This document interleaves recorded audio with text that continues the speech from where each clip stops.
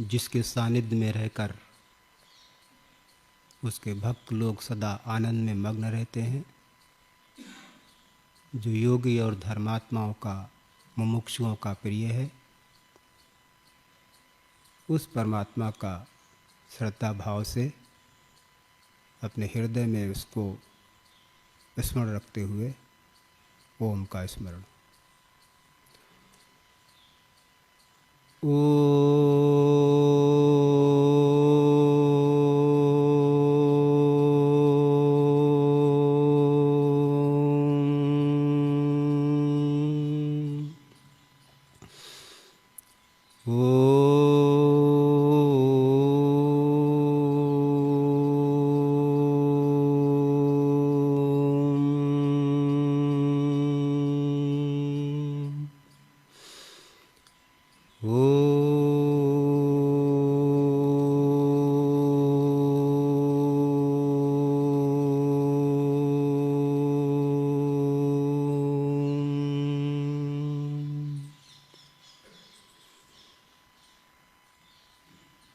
आदर व श्रद्धा के योग मुनि जी, सम्मानित आचार्यगण, शिविरार्थी महान भाव, आचार्य भद्र पुरुषों, पूजा के योग मातृशक्ति, प्रिय विद्यार्थियों। वेद के आधार पर मैं हम जीवन में कैसे प्रसन्न रहें, इस पर विचार करूंगा। वेद में एक मंत्र का भाग है। वैसे तो सभी मंत्र महत्वपूर्ण हैं, किसी मंत्र के बारे में ये नहीं कहा जा सकता कि ये महत्वपूर्ण नहीं है, लेकिन कुछ ऐसे मंत्र भी हैं जो हमारे जीवन में परिवर्तन ला देते हैं। तो वेद मंत्र का एक छोटा सा भाग है, शतम हिमा सर्व वीरा मदेम। शतम का मतलब 100, हिमा का मतलब हेमंत ऋतुओं तक, कहीं कहीं शरद ऋतु में भी दीर्घायु की प्रार्थना मंत्रों में की गई है, लेकिन कहीं कहीं हेमंत ऋतुओं में भी हम 100 वर्ष तक सुख से जीवन की नौका को चलाते रहें, इस बात की भी प्रार्थना कहीं के किन्हीं मंत्रों में की है। तो कहते हैं शतम हिमा, 100 हेमंत ऋतुओं तक, सर्ववीरा, सभी वीर, उत्साही, निडर और मानसिक भावना को उत्साहित रखते हुए मदेमा, मदिहर से धातु है इसमें, दिवादी गण की है, माद्यति ऐसा रूप चलेगा उसका। तो मदिहर से पाणिनि जी महाराज ने जहां पर धातुओं की कल्पना की है, और वो कल्पना उन्होंने व्यवहार जगत में जाकर के की। व्यवहार जगत में जिस शब्द का जैसा प्रयोग होता था उस समय, उसी के आधार पर पाणिनि जी महाराज ने धातुओं की कल्पना की, और उसी के आधार पर उन्होंने देखा कि इस शब्द को बोल करके लोग कैसा अनुभव करते हैं, कैसे खुश होते हैं वो। तो उन्होंने कर दिया मदी हर्षे, यानी जब हम हर्ष में होते हैं, प्रसन्न चित्त रहते हैं, हमारा अंग अंग प्रसन्नता में सराबोर हो रहा होता है, उस समय के लिए पाणिनि महाराज ने वो धातु बनाई कि मदी हर्षे, कि हम सब 100 हेमंत ऋतुओं तक सभी वीर उत्साही, सभी लोग प्रसन्न चित्त जीवन को जीने की कामना हम आपसे करते हैं। और जब मदी हर्षे धातु पाणिनि जी ने निर्माण की, तो वेद पहले है कि पाणिनि जी पहले हैं? वेद पहले है, तो धातु तो बाद में आई।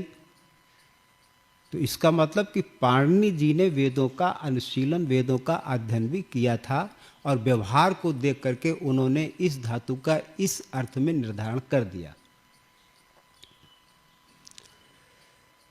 तो प्रसन्नता हमारे जीवन में बहुत कम दिखाई देती है। प्रसन्नता का हमारे जीवन के साथ, हमारे ध्यान के साथ वैसा ही संबंध है जैसे कि भूख का भोजन के साथ। जब हमें भूख का अनुभव होता है तो हम इस बात की आवश्यकता समझते हैं कि मुझे भोजन चाहिए। ऐसे ही जब हमें भूख की आवश्यकता लगने पर हम भोजन की ओर दौड़ते हैं, भोजन का हम अपने अंदर सेवन करते हैं। ऐसे ही ईश्वर भक्त जो है, जगत के व्यवहार चलाने वाला जो व्यक्ति है, अगर वो अपने जीवन में प्रसन्नता का व्यवहार ना अपने साथ करता है ना दूसरे साथ करता है, तो उसको ईश्वर साक्षात्कार हो ही नहीं सकता है। इसलिए योग दर्शन में एक जगह व्यास जी ने लिखा है, प्रसन्नम एकाग्रमना स्थिति पदम लभते। यानी स्थिति, समाधि की स्थिति को, ध्यान की स्थिति को कौन प्राप्त होता है, किसको मिलती है ये समाधि, किसको मिलता है ईश्वर का आनंद? तो उत्तर दिया कि पहले तो अपने मन को एकाग्र करने की मानसिक तैयारी कीजिए, एकाग्रचित होइए। हमारा मन ही एकाग्रचित नहीं होता है। हम सोचते हैं तो व्यग्र मन से सोचते हैं। हम एकाग्र मन से सोचने का शायद ही कभी विचार करते हो, और व्यग्र मन से जो कुछ भी सोचा होता है वो व्यग्र मन नहीं है, वो व्यथित मन है, वो तनाव से भरा हुआ मन है, वो हीन भावना से ग्रस्त मन है, वो क्रोध और ईर्ष्या से भरा हुआ मन है। क्रोध और ईर्ष्या से भरा हुआ चित्त, ईर्ष्या से पागल हुआ चित्त, तनाव से भरा हुआ ये चित्त, इसको हम व्यग्र मन कहते हैं। तो व्यग्र मन से जब भी हमारे द्वारा किसी के बारे में कुछ विचार किया जाएगा, उसका निर्णय सही नहीं होगा, उसका निर्णय गलत होगा। और जब हमारे द्वारा निर्णय गलत हो जाता है तो उसका आधार हमारा व्यग्र मन है। एकाग्र मन से कभी गलत निर्णय हो ही नहीं सकता, क्योंकि उसमें चिंतन की गहराई होती है। तो कहा है कि ये जो एकाग्र मन, और फिर कहा कि प्रसन्न मन, क्योंकि एकाग्र मन ही प्रसन्न मन होता है। जिस व्यक्ति के मन में एकाग्रता है, उसके मन में राग द्वेष की जो तरंगें हैं जो प्रवाहित होती रहती हैं, इन सब तरंगों का कारण ये मन का चंचल हो जाना है। हम जितना ही अपने मन को चंचल करते हैं, व्यर्थ की क्रियाओं में इधर उधर इसको ले जाते हैं, जब हमारा मन एकाग्र नहीं हो पाता है तो ऐसी स्थिति में ईर्ष्या के, द्वेष के, वासना के आक्रमण बहुत तेजी से हमारे ऊपर होते हैं। हमारा मन अस्त व्यस्त हो जाता है, हमारी कार्य प्रणाली जो मस्तिष्क की है वो विक्षिप्त हो जाती है, और हम ठीक से सोच नहीं पाते हैं कि हमें क्या करना है। तो फिर महर्षि व्यास कहते हैं कि यदि ईश्वर का आनंद, ईश्वर का साक्षात्कार, ईश्वर का ध्यान, जीवन में प्रसन्नता अगर चाहते हो, अगर योग की ओर बढ़ना चाहते हो, तो अपने जीवन में इस प्रसन्नता के सूत्र को महत्व देने के लिए आपको मानसिक तैयारी करने की जरूरत है। बिना इसके कुछ नहीं होगा। तो प्रसन्नता कैसे प्राप्त करें? पहला बिंदु, हम अपने मन के मालिक बने, हम अपने मन के स्वामी बने। क्या मतलब है इसका? हमारे जीवन में, प्रत्येक के जीवन में सुख और दुख ये आते ही रहते हैं, ऐसा कोई शरीरधारी नहीं हुआ है और ना कभी होगा कि जिसका जीवन तो हो लेकिन सुख और दुख ना हो। जीवन तो है लेकिन सुख और दुख नहीं है, ये कभी संभव ही नहीं है। जैसे सूर्य के साथ छाया का कभी लोप नहीं हो सकता है, ऐसे ही जब तक जीवन है, जब तक ये शरीर मिला हुआ है, तब तक हमारा जीवन सुख और दुख के धागों से बुना हुआ है। सुख और दुख के धागे इसमें लगातार बुनते रहते हैं। जैसे एक जुलाहा होता है ना, कपड़ा कब तैयार होता है? अगर मशीन को आप सीधा सीधा चलाएंगे और ऐसे नहीं चलाएंगे, कभी कपड़ा बुनते हुए किसी ने देखा है? पहले तो गांव में जुलाहा लोग छोटी छोटी मशीनों से बुनते थे, इस तरह से कर देते, ऐसे इस तरह से।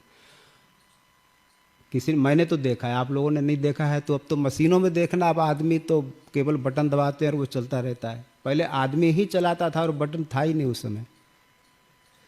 पहले बिना बटन के आदमी चलता था, अब बटन के बिना आदमी भी नहीं चलता और मशीन चलती है। तो अगर उस मशीन का जो धागा है वो अगर ऐसे ऐसे होता रहे, ऐसे ऐसे होता रहे, तो क्या कपड़ा निर्माण हो सकता है? नहीं हो पाएगा।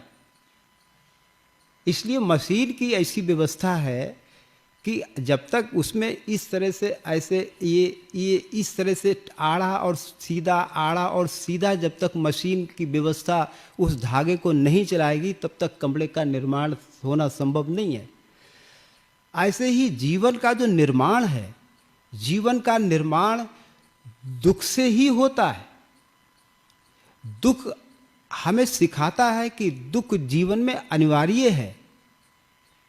तो जो लोग अपने मन की प्रसन्नता को चाहते हैं वे इस पर विचार कर लें कि जीवन में जब दुख और सुख दोनों आना अनिवार्य है ही, इनसे बचा ही नहीं जा सकता।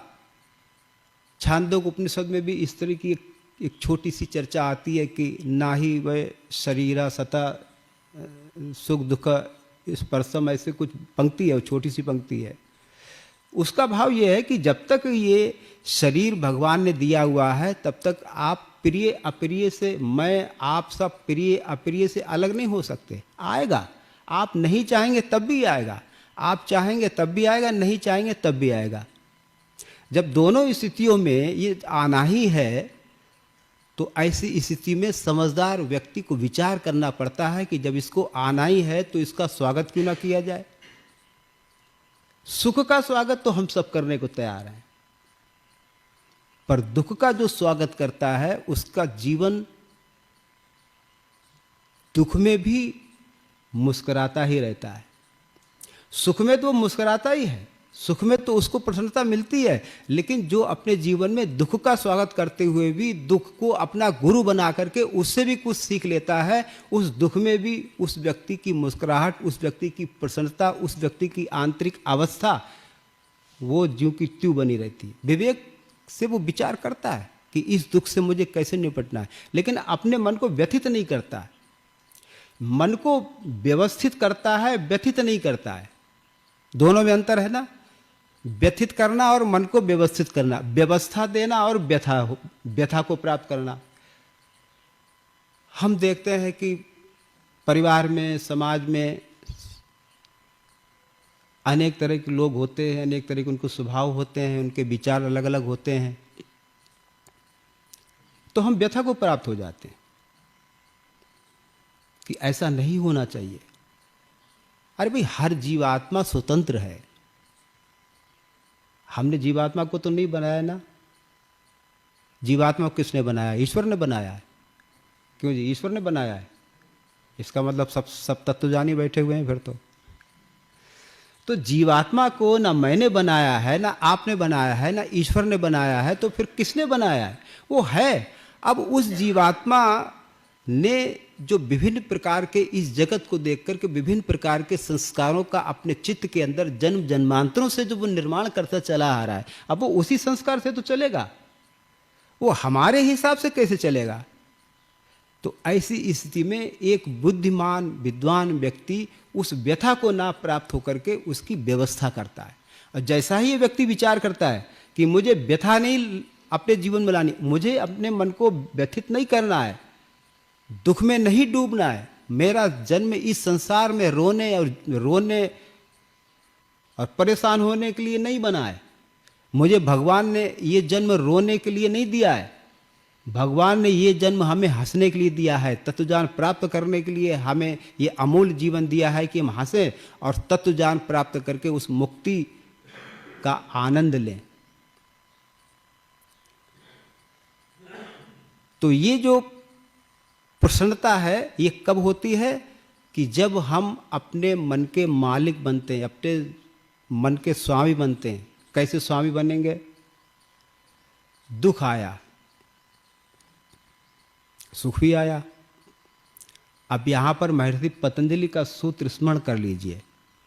वो कहते हैं अविद्या अनित्या नित्य, यानी संसार का कोई भी आदमी, कोई भी व्यक्ति, कोई भी पदार्थ, कोई भी, चाहे वो चेतन हो या जड़ हो, तो चेतन पदार्थ के द्वारा जिन जड़ पदार्थों को भोगा जाता है उस पदार्थ में परिवर्तन होना स्वाभाविक है। परिवर्तनशील है ये जगत। ये जगत अपरिवर्तनशील नहीं है। अपरिवर्तनशील तो हम हैं, अपरिवर्तनशील तो परमात्मा है, अपरिवर्तनशील तो मूल जो प्रकृति है वो है। लेकिन उस मूल प्रकृति से जिस जगत का भी निर्माण हमारे और आपके लिए हुआ है और हो रहा है, होता रहेगा, उसको अगर हमने जान लिया कि प्रकृति में जो कुछ भी हो रहा है वो सब बदलने वाला है, वो स्थिर रहने वाला नहीं है। जब हम ईश्वर की प्रकृति की इस व्यवस्था को समझ लेते हैं कि सब कुछ बदलता है, मित्र शत्रु बन जाते हैं, शत्रु मित्र बन जाते हैं, जवानी बुढ़ापे में आ जाती है, बचपन जो युवावस्था में चला जाता है, युवावस्था बुढ़ापे में आ जाती है, बुढ़ापा मृत्यु में बदल जाता है। ये जीवन का कड़वा सच का विष जो है वो हमें हंस करके पीना पड़ेगा ही। इस बात को समझ लेने वाला व्यक्ति कभी व्यथित नहीं होगा। लोग कहते हैं कि जी प्रसन्न कैसे रहें,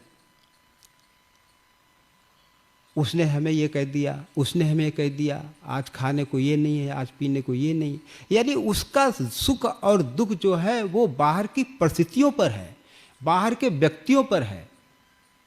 कंट्रोलर जो है ना, जैसे मोबाइल चलाते हैं तो मोबाइल अपने आप चलता है या उसको हम चलाते हैं? चेतन चलाता है या जड़ चलाता है? जड़ चलाता है। कोई हो सकता है कभी रहा हो कि जड़ चलाता है, तो चेतन ही चलाता है। अब चेतन जिस तरह के कार्यक्रम, चेतन ने ही उसमें सारा कार्यक्रम भरा हुआ है मोबाइल में, जड़ ने कुछ नहीं भरा हुआ है। चेतन ने ही निर्माण किया है, चेतन ने ही उसमें कार्य भरे हैं, चेतन ने ही फंक्शन उसमें दिए हैं, चेतन ने सारी व्यवस्था से बनाई है। अब उस चेतन को वो उस जड़ वस्तु जो कि चेतन के द्वारा ही निर्मित है उसको चलाता है। तो हम चाहें जो निकालें उसमें से, और निकाल आप वही सकते हैं जो उसमें भरा हुआ है, आप अलग से कुछ नहीं निकाल सकते। अगर उसमें ऐसा नहीं भरा गया है नेट के ऊपर और आप चाहें कि हम उसको निकाल लें, ये संभव ही नहीं है। तो इसी प्रकार से हम जो है जब इस बात का अनुभव कर लेते हैं कि संसार में ये जो सब कुछ बदलने वाला है और ना बदलने वाला केवल मैं हूँ, तो ऐसी स्थिति में जब वो ये नियम समझ लेता है तो उसके जीवन से दुख दूर हो जाता है और वो व्यक्ति अपनी प्रसन्नता को बनाए रख सकता है। इसलिए प्रसन्नता जो है वो बाहर की परिस्थिति पर निर्भर मत करिए, बाहर के व्यक्तियों पर निर्भर मत करिए, क्योंकि जब व्यक्ति बाहर की परिस्थितियों पर कि जब ऐसी परिस्थिति हो जाएगी तब मैं खुश रहूँगा, जब कोई व्यक्ति मुझे हंसाएगा तब मैं हंसूंगा, तो फिर तो कोई व्यक्ति आपको दुखी करेगा तो आप दुखी भी हो जाएंगे। जब आपने अपनी बागडोर बाहर के व्यक्ति के ऊपर सौंप दी, जब आपने अपना रिमोट कंट्रोल दूसरे के हाथ में दे दिया, तो वो तो हमें आपको जैसा चलाएगा वैसा हम चलेंगे, क्योंकि हमारे हाथ में तो कुछ है ही नहीं। तो रिमोट कंट्रोलर हमारे हाथ में होना चाहिए कि हम जब चाहें दुखी हो, जब चाहें दुखी ना हो, उसका रिमोट हमारे हाथ में होना चाहिए। कौन व्यक्ति हमें दुखी कर सकता है? हमारी नासमझी ही हमारे दुख की उत्पत्ति में कारण है। अपनी नासमझी को, अपनी मूर्खता को अपनी अविद्या को जैसे जैसे हम समझेंगे वैसे वैसे हमारी प्रसन्नता की मात्रा उतनी ही बढ़ती चलाएगी, बढ़ती ही जाती है, बढ़ती चली जाएगी। इसलिए कभी भी ये मत सोचो कि मेरी प्रसन्नता, मेरा दुख, मेरा सुख किसी बाहरी परिस्थिति पर, किसी साधन पर, किसी विशेष आलंबन पर निर्भर है। अगर हम ऐसा सोचते रहेंगे तो जीवन भर हम कभी सुखी नहीं रह सकते। स्वामी सतपति जी महाराज की एक बात कहकर के मैं अपनी वाणी को विराम देता हूँ, समय भी हो रहा है। वो कहते हैं कि ध्यान में सफल कौन होता है? उन पंक्तियों का भाव बताता हूँ। ब्रह्म विज्ञान में उन्होंने इस बात को दिया है। वो कहते हैं कि ध्यान में सफलता किसको मिलती है? उन्होंने बहुत सीधे साधे शब्दों में उत्तर दिया कि ध्यान में प्रसन्न मन को ही सफलता मिलती है। यानी जो मन प्रसन्न रहता है, जो प्रसन्नचित्त व्यक्ति है, उसी को ध्यान में सफलता मिलती है। और फिर उन्होंने कुछ छोटी छोटी एक दो घटनाएं दी हैं कि जैसे मान लीजिए आप भोजनालय में भोजन करने जाते हैं, आपको जितना चाहिए उस परोसने वाले व्यक्ति ने उतना नहीं दिया, आपको कम दिया, खिन्नता आ गई। आप चाहते थे कि दूध मुझे इतना मिले, लेकिन दूध उसने जानबूझ के कम डाल दिया, खिन्नता आ गई। 2-3 बार बांटने वाला निकल गया, लेकिन आपको पूछा ही नहीं, आपको उसने देखा ही नहीं। आपको अंदर ही अंदर गुस्सा आ गया कि देखो ये अपने आप को समझता क्या है, अरे सबको बांट रहा है और मुझे क्यों छोड़ रहा है। तो ये छोटी छोटी बातें जो है ये हमारी प्रसन्नता को ग्रहण लगा देती हैं, प्रसन्नता को नष्ट कर देती हैं। तो ऐसी स्थिति में भी चाहे कम मिले या ना मिले, या कम मिले या जब चाहे तब ना मिले, यानी हर परिस्थिति में, हर कठिनाई में हमें अपने मन के संतुलन पर, मन की प्रसन्नता पर विशेष ध्यान देना होगा। क्योंकि प्रिय और अप्रिय परिस्थितियों का निर्माण जो है वो होता रहता है, वो सामने वाला करेगा। सामने वाला तो अशांति फैलाएगा, सामने वाला तो दुखी करता रहेगा। और एक बात आपको बताऊं, हमारे में से ही, संसार को तो छोड़ दीजिए, हमारे में से बहुत से लोग ऐसे हो सकते हैं जो दूसरों को दुख देने में संतोष का, आनंद का अनुभव करते हैं। मैं सबकी बात बता रहा हूं, दुख देने में आनंद का अनुभव करते हैं। जितना दुखी होता ना, हाँ अब अच्छा है, अब अच्छा है। और योग क्या कहता है? शिविरार्थी महानुभावों ने शिविर के प्रारंभिक दिन में ही कुछ निर्देश पढ़े होंगे। उसमें क्या लिखा है? उसमें स्वामी जी ने 18 निर्देश दिए हैं और उसमें कहा है कि योगाभ्यासी का या साधक का व्यवहार ऐसा होना चाहिए कि वो देखे कि मेरे व्यवहार से किसी को कष्ट तो नहीं हुआ है, मेरा व्यवहार ऐसा तो मुझसे नहीं हो रहा है कि जिससे मेरे व्यवहार से, मेरी वाणी से, मेरे शरीर से, मेरे कर्म से किसी को दुख पहुंच रहा हो। अगर मेरे वाणी से, मेरे व्यवहार से किसी को दुख पहुंचता है तो मैं साधक नहीं हूं। तो इसलिए बाहर वालों पर तो आपका नियंत्रण है नहीं, बाहर वाले तो कुछ भी करेंगे, कुछ भी कहेंगे, लेकिन अपना रिमोट, अपना नियंत्रण वो अपने हाथ में होना चाहिए। तो सुख दुख के मालिक बनो, यानी अपने सुख दुख के स्वामी बनो। जब मैं चाहूं सुखी होना तो मैं सुख का बटन दबा दूंगा, जब मैं चाहूं दुखी होना तो दुख का बटन दबा दूंगा। ये मेरे हाथ में होना चाहिए। अगर दूसरे के कारण से मैं दुखी हो जाता हूं, और हमारी अधिकांश जिंदगी का यही भाग, जीवन यही भाग यही करते बीतता है कि दूसरा मुझे दुख पहुंचाता है, दूसरे मेरे लिए ये नहीं करता, दूसरा मेरे लिए ये नहीं करता, दूसरा मुझे सम्मान से नहीं बोलता। ढेरों शिकायतों का जो एक भंडार है वो हमारे मन मस्तिष्क में भरा पड़ा है। तो इसलिए साधक की एक पहचान है कि वो प्रसन्नता को, वो सुख दुख को वो अपना निर्णय स्वयं मानता है, वो किसी दूसरी परिस्थिति पर निर्णय नहीं करता। तो आज का ये जो मंत्र था कि शतम हिमा सर्ववीरा मदेमा, सैकड़ों प्रकार की भावनाओं से सब प्रकार के वीर 100 हेमंत ऋतुओं तक ऐसे जिए कि हम हर समय प्रसन्न चित्त रहें।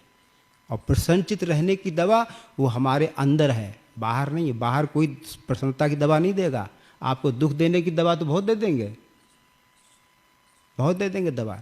सुख देने की दवा अपने पास, दुख देने की भी दवा अपने पास। निर्णय हमारा है कि हम दुख देने की टॉनिक अपने अंदर डालते हैं या सुख का टॉनिक अपने अंदर डालते हैं। ये विवेक, ये निर्णय हमें स्वयं करना होगा। फिर हम हर परिस्थिति में अपने आप को संतुलित प्रसन्नचित्त और विपरीत परिस्थितियों में भी हम अपनी प्रसन्नता को नष्ट नहीं कर पाएंगे। हमारी प्रसन्नता रूपी जो मित्रता है, हमारा प्रसन्नता रूपी जो मित्र है, ये हमारा सदा साथ देता रहेगा। इसलिए हंसना चाहिए।